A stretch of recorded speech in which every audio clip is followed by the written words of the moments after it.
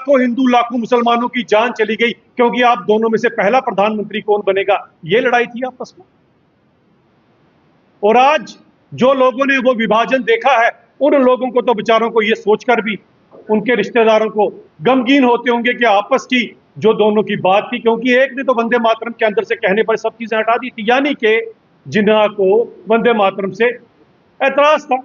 तो जिन्ना ने अपना देश बना लिया जिसका नाम था पाकिस्तान, यानी कि जिसको जिसको वंदे मातरम से ऐतराज था वो पाकिस्तान में चला गया। उसके बाद जो बचे कुचे थे वो बांग्लादेश में चले गए।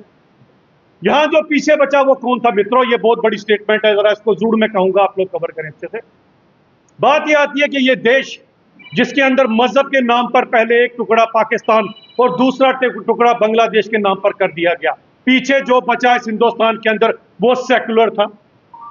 उसके लिए देश सबसे पहले था और मजहब बाद में। अगर आज भी किसी को लगता है कि उनके लिए शायद देश से बड़ा मजहब है तो ऐसे लोगों को सोचना चाहिए।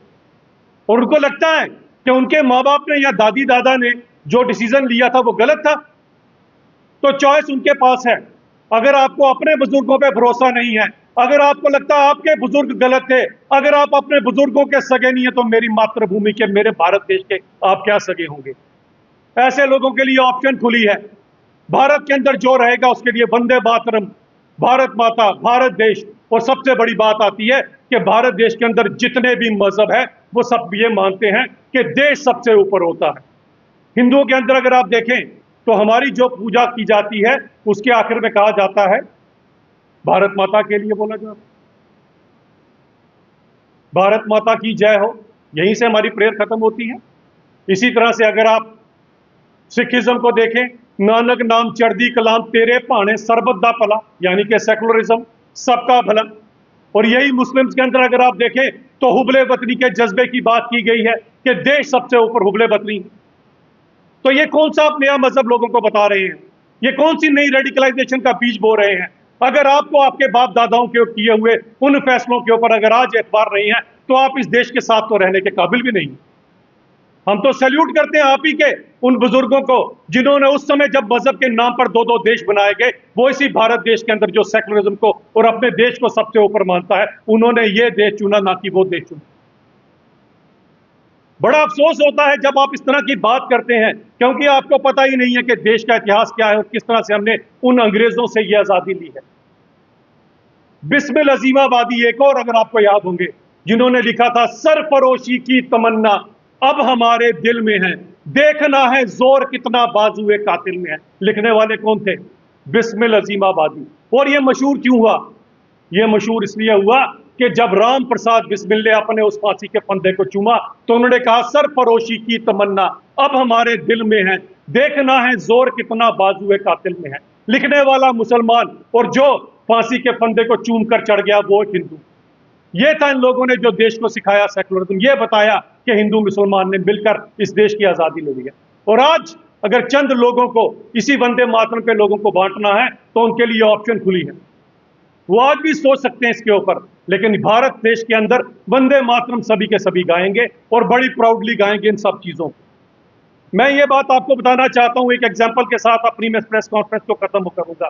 कि आपको दोस्तों याद होगा कि जब करगिल का युद्ध हुआ, करगिल के युद्ध के बाद, क्योंकि उस समय पाकिस्तान एक एज के ऊपर था, पहाड़ी के ऊपर ऊंची ऊंचाइयों पर बैठा हुआ था, हमारे फौजी जवानों को नीचे से ऊपर जाना पड़ा, जिसके कारण बड़ी शहादतें हुई, लेकिन फिर भी हमने करगिल का युद्ध जीता। उसके बाद वहां पर एक लद्दाख स्काउट्स बने। लद्दाख स्काउट्स के अंदर करगिल के मुसलमान और ज्यादा जो हैं वो लेके बुद्धिस्ट सब मिलकर यहाँ पर।